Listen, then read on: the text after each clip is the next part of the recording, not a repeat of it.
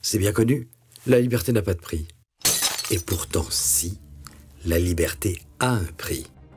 Que serait votre libre arbitre sans une information réelle, sérieuse et alternative? Votre liberté, c'est, entre autres, nos 375 heures d'émission pour les prochains mois. Pour ce faire, nous n'avons pas encore atteint notre objectif.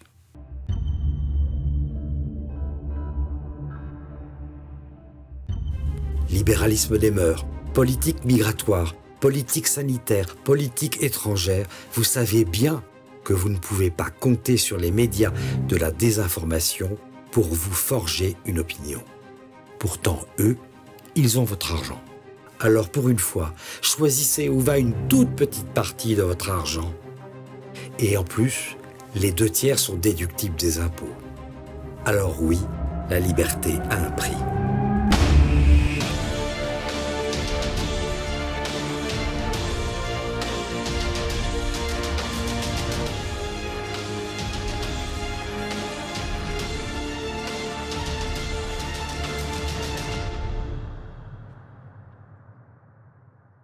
C'était un roi d'une beauté légendaire et qui régnait sur la France en maître absolu. Ainsi écrivait Maurice Druon en préambule de son célèbre ouvrage « Les rois maudits ». Et déjà, ce qu'on peut dire, c'est que ces deux remarques sont vraies. Premièrement, Philippe le Bel avait un physique avantageux, c'est pourquoi on l'appelait le Bel, même si certains tableaux, parfois ça me met le doute, et qu'il régnait sur la France en maître absolu. Pas absolu, on est d'accord, mais on assiste sous le règne du petit-fils de Saint-Louis à un net renforcement du pouvoir royal dans la pure lignée capétienne et à son affirmation face à la féodalité, mais aussi face au pape. Et il y a aussi une autre affirmation à prendre en compte, c'est le titre du livre de Druon, « Les rois maudits que seront ses successeurs », débouchant à l'extinction de la dynastie des Capétiens directs. Parce que, vous le savez sans doute, l'un des événements marquants du règne de Philippe le Bel, c'est l'arrestation et la condamnation des Templiers, qui aurait entraîné la fameuse malédiction. On va en parler. Bref, c'est de ce dernier des grands Capétiens dont nous allons parler aujourd'hui pour clore cette thématique. C'est parti.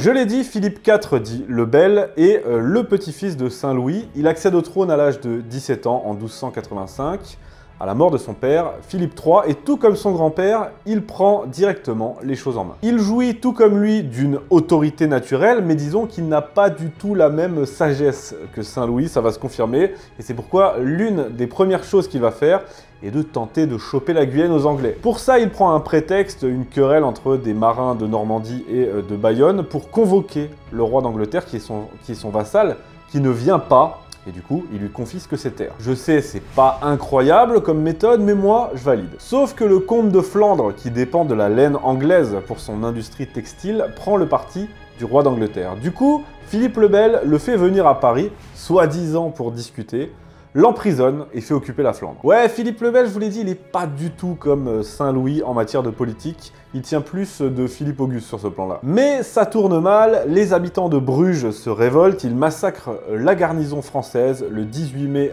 1302. Ce sont ce qu'on appelle les matines de Bruges. S'ensuit un conflit armé qui débouchera sur la victoire française de Mons-en-Pévèle, j'en ai déjà parlé. C'est ainsi que la Flandre, du moins le sud de la Flandre, devient française avec les villes de Lille, de Douai et de Béthune. Là où Philippe le Bel va également y aller comme un gros bourrin qu'il est, c'est sur le plan de la monnaie. On a vu qu'avec le règne de Saint-Louis, on était sous ce qu'on appelait la bonne monnaie. Et bien avec Philippe le Bel, son règne sera surtout celui du bon gros impôt arbitraire et tu la fermes. Par exemple, le roi crée un impôt sur les ventes, très impopulaire au point d'être surnommé par la population la mal levée. Et c'est comme ça qu'on appellera dorénavant tout impôt jugé illégitime. Pour gouverner de la sorte, le roi s'entoure d'un conseil, non pas composé de nobles, mais de bourgeois, et en cela, il s'extirpe davantage du modèle féodal. Il est un précurseur dans plusieurs domaines, il crée un parlement pour les affaires judiciaires, une chambre des comptes qui contrôle les officiers royaux et l'administration, mais aussi en 1302, pour faire approuver ces nouveaux impôts, il réunit à Notre-Dame des représentants du clergé, de la noblesse, et de la bourgeoisie. On assiste donc ici à ce qui deviendra plus tard ce qu'on appelle les États généraux. En parlant d'impôts, c'est justement un impôt qui va commencer de froisser la monarchie avec la papauté, puisqu'en 1295, le roi lève un impôt sur le clergé, la décime. Le clergé se soumet, le pape aussi, mais l'ambiance n'est plus au beau fixe comme sous Saint-Louis. En 1301, la situation s'envenime, l'évêque de Pamiers diffame le roi publiquement, le roi le fait donc arrêter, le pape proteste et menace Philippe le Bel d'excommunication. Face à cela, le roi envoie son fidèle conseiller Guillaume de Nogaret à Rome pour lui rappeler que le roi de France ne tient son pouvoir que de Dieu et que Boniface VIII n'est qu'un imposteur et qu'il doit être suspendu par un concile. L'attitude de Nogaret est si virulente qu'on parle de véritable attentat. Le pape est, dit-on, souffleté, mais surtout retenu prisonnier dans son palais avant d'être libéré par ses partisans. Il mourra quelques semaines plus tard et ceci marque un précédent très notable, l'émancipation du pouvoir royal face au pouvoir temporel du pape. Philippe le Bel préfigure donc une certaine tendance au gallicanisme chez les rois de France. Il n'est pas le premier à faire ça, à s'opposer au pape. On a vu que Philippe Auguste l'avait fait aussi, par exemple. Mais lui, il le fait à la manière Philippe le Bel, c'est-à-dire comme un gros bourrin. Le pape qui va succéder à Boniface VIII ne va pas faire long feu, mais son successeur, Clément V, non seulement il est français, mais aussi à cause des troubles à Rome, il siège en France. Autant dire qu'il est bien dans la poche du roi. À partir de là, Philippe le Bel va être tout disposé à entreprendre ce qui est sans doute l'événement le plus marquant de son règne, l'arrestation et la condamnation de l'ordre des Templiers. L'ordre des Templiers, vous le savez, avait été fondé à l'époque des croisades pour protéger les pèlerins en route vers Jérusalem, puis protéger les lieux saints.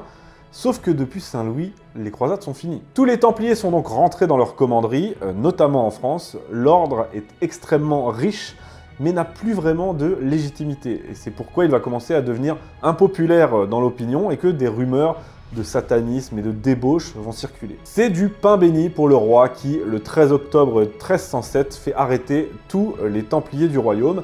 Leurs biens et leur immense fortune est saisie et les membres sont interrogés et torturés. Ils sont jugés, condamnés et pour certains d'entre eux considérés comme relapses, brûlés vifs. C'est le cas du grand maître de l'ordre, Jacques de Molay. La légende raconte qu'il aurait alors maudit le roi de France, Philippe le Bel, mais aussi le pape Clément V, qui avait lui aussi condamné l'ordre et l'avait livré à l'Inquisition. Malédiction ou pas, le roi et le pape meurent tour à tour quelques semaines plus tard. Mais surtout, c'est la lignée de Philippe le Bel, celle des Capétiens, qui va être durement touchée. Lorsque Philippe le Bel meurt, le royaume est certes plus vaste, plus riche et plus puissant que jamais, mais ses trois fils vont se succéder sur le trône et mourir tour à tour dans un laps de temps très court, sans jamais laisser d'héritier mâle. C'est la fin de ce qu'on appelle le miracle capétien. La couronne est alors confiée par les grands du royaume à la lignée des Valois, une branche collatérale des Capétiens.